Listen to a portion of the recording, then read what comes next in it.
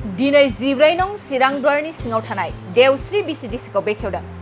बे देवस्रि Vcdc बेखेवनाय हाबाफारियाव गाहाय बेखेवगिरि महरै बाहागो लानानै बेखेवनानै होयो बिटिआर हाग्रा बिफाननि मावफुं सोद्रोमा EM रनजित बसुमतारी बिथाङा।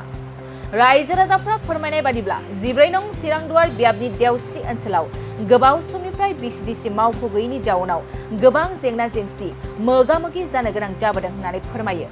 नाथाय दायो बिटिआरआव UPPL सरकार फैनाय लोगो लोगोनो आरो हाग्रा बिफाननि मावफुं सोद्रोमा रनजित बसुमतारीनि गोख्रों नाजानायाव दिनै देवस्रि Vcdc मोननो हाबाय होननानै बिथां रनजित बसुमतारीनिसिम साबायखर बावहरदों।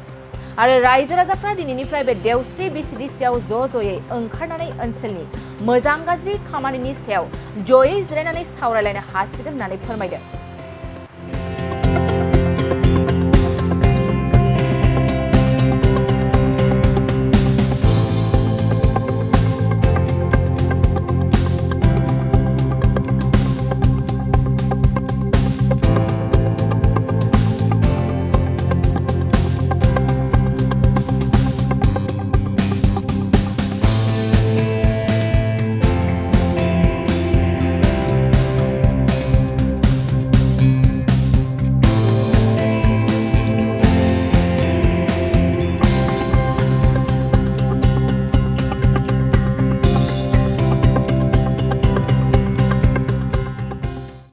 बाजाज बाइक लानो गोसो गुदुं सुबुंफोरनि थाखाय मोजां खौरां।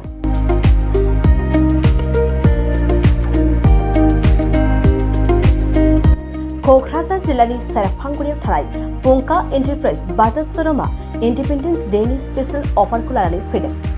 बे श'रुमाव थांनाय 1 आगस्तनिफ्राय 31 आगस्तसिम इन्डिपेन्डेन्स डेनि स्पेशल अफारजों लोगोसे एक्सचेन्ज होगासिनो दं।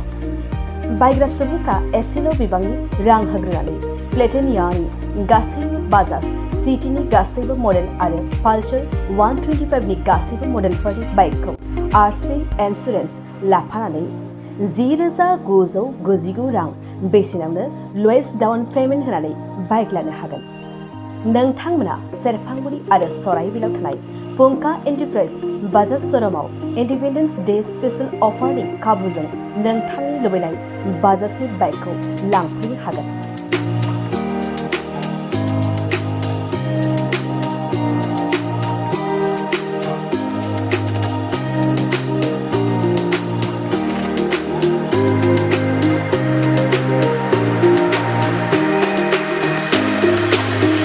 खाबुफोरा जादों 5 लिटार पेट्रल फ्री, गंसे हेलमेट फ्री, बाइक बायगिरिफोरनो 1,000 रां केशबेक हरफिननाय जागोन।